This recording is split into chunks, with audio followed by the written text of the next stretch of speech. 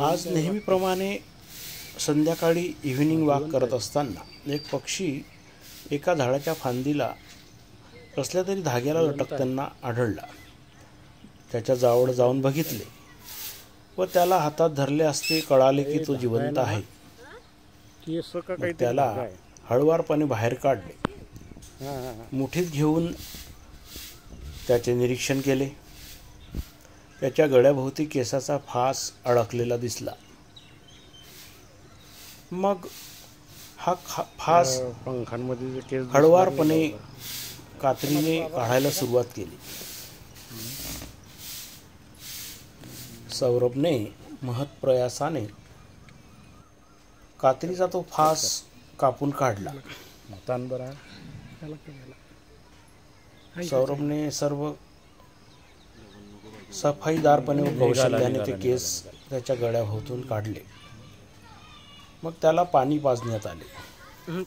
जास्त नको द्या, फेकतोय तो बाहेर. तोपर्यंत रस्त्याने जाणारी येणारी मंडळी जमा झाली. तळव्यावर घेऊन त्याला उडतो का ते बघितले. थोड्या वेळाने तरतरी यायला सुरुवात झाली. मग तो काहीतरी गिळायचा प्रयत्न करू लागला.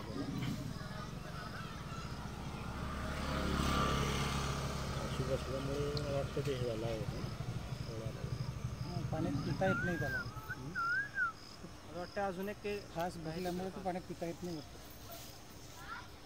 हळुवारपणे त्याच्या गळ्यावर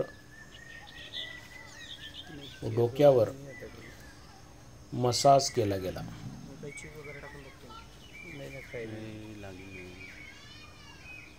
बारीक जीव त्याच्यामध्ये बहुतेक फासामुळे त्याच्या गळ्याचे स्नायू ताणले गेले असावे.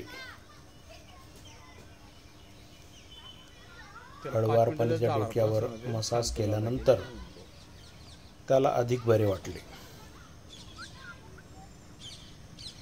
मग त्याला उडण्यासाठी तळव्यावर तसाच ठेवला. तो उडतो का ते बघायला आम्ही सुरुवात केली. आणि